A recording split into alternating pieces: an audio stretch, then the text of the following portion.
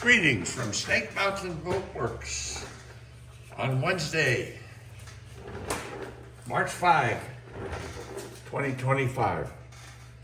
I keep getting, for all the right reasons, lots of calls from and emails from folks in the community pleading with me to share our magic stripping methodology. Well, we are a commercial operation and we went through hell getting certified, and we are certified to use industrial strippers. Non-commercial residential users are not. So you are stuck with hideous things like total boat stripper, stuff that smells like Florida oranges, none of which really works. So I thought it was time to introduce you all to the Speedy Stripper 1100. This is an infrared heat gun. As you can see, we've used this one for a few years, and it is just superb. I am stripping the entire hull of our 1936 22-foot Dodge utility, and she is sitting on her trailer, so I dare not use a liquid stripper because this is a Loadmaster trailer that's beautifully painted, lettered, etc. In fact, this trailer probably only has about 400 or 500 miles on it. It was not used at all until I purchased this boat, and I towed the Dodge home on this trailer from Buffalo, New York to Weybridge, Vermont. That's the extent of it. So a real plus here is that this method produces absolutely dry waste. Here's what it looks like. It's absolutely dry, flakes to the ground. So I know your first question is, how dangerous is this method? This method is totally safe. The infrared elements produce 1100 degrees. They heat paint or varnish to approximately 230 to 350 degrees. You're going to ask me, well, what about lead? Lead doesn't begin to liquefy until it reaches 680 degrees. So you can see what I'm doing here. I hold this monster. She weighs 4.5 pounds. That's one negative. But as you can see, there's quite a bit of varnish on this hull, and it's all coming off. So I am just about finished on the port side. That would be the entire 22 feet. And of course, because of the shape of the hull, it's actually much more than 22 feet. And it averages, I'd say, 42, 44 inches tall. There are 1, 2, 3, 4, 5, 6 strakes. So far, I've invested a total of just about 4 hours, and I've got this stripped to bare wood.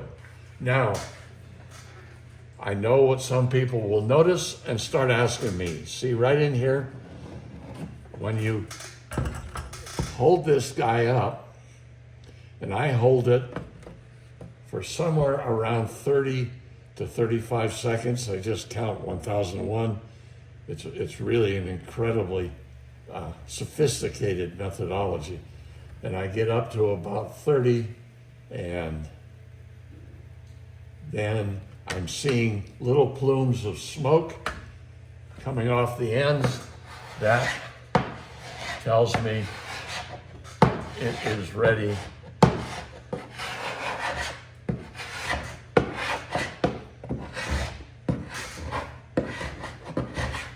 Now, as to the, see, I've done it again, right? If I stopped sooner, you don't really see as much of that discoloration. So Joe and I were kicking around and said, oh, Jesus, I wonder what we're going to have to do to be rid of that. So he walked in the other room, grabbed an inline sander, and came back and sanded for about 2 minutes, maybe a minute, right here. As you can see, all the discoloration is gone. We do have what you always see in these old boats here. Look right here.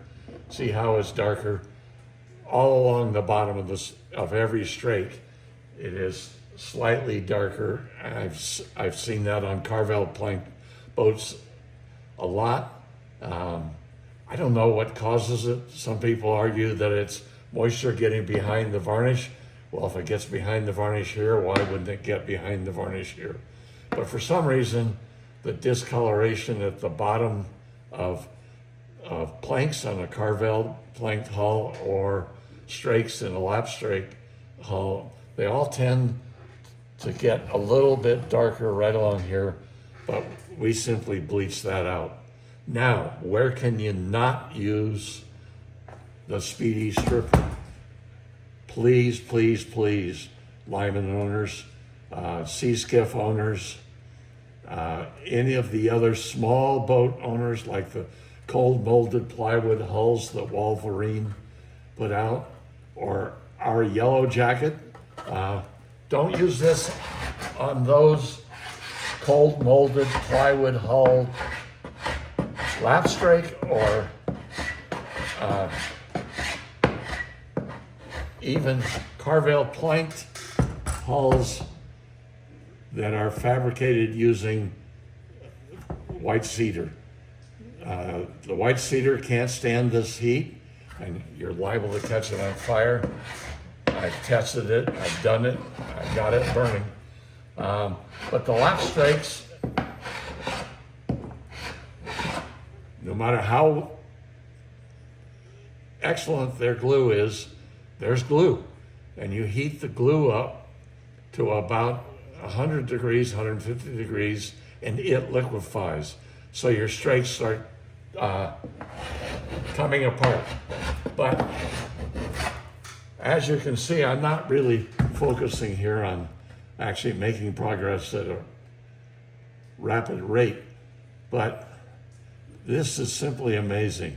And the fact that while it does produce some unpleasant VOCs, this method generates nothing that is toxic.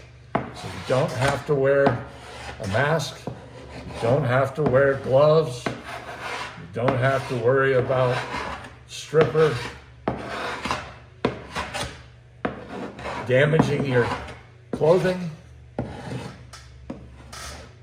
I will, in the write-up to this video, I'll give you the complete information as I found it on Amazon for the Speedy Stripper 1100. It's not cheap. Amazon sells it for $588. But I want to tell you, it really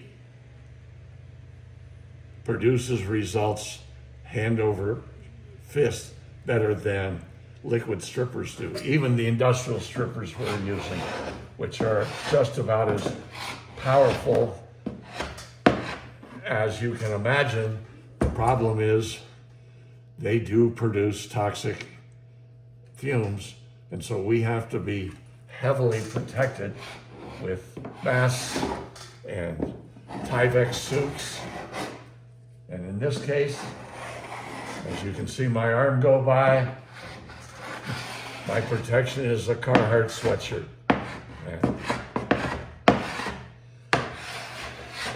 but there's this section, and you notice one of the other issues of using strippers is they moisten the outer layer of the mahogany or whatever material the hull is made of, and you get one of these guys working those, and there's the tendency to cut grooves, particularly in the part of the hull up towards the bow that has quite a pronounced curvature to it.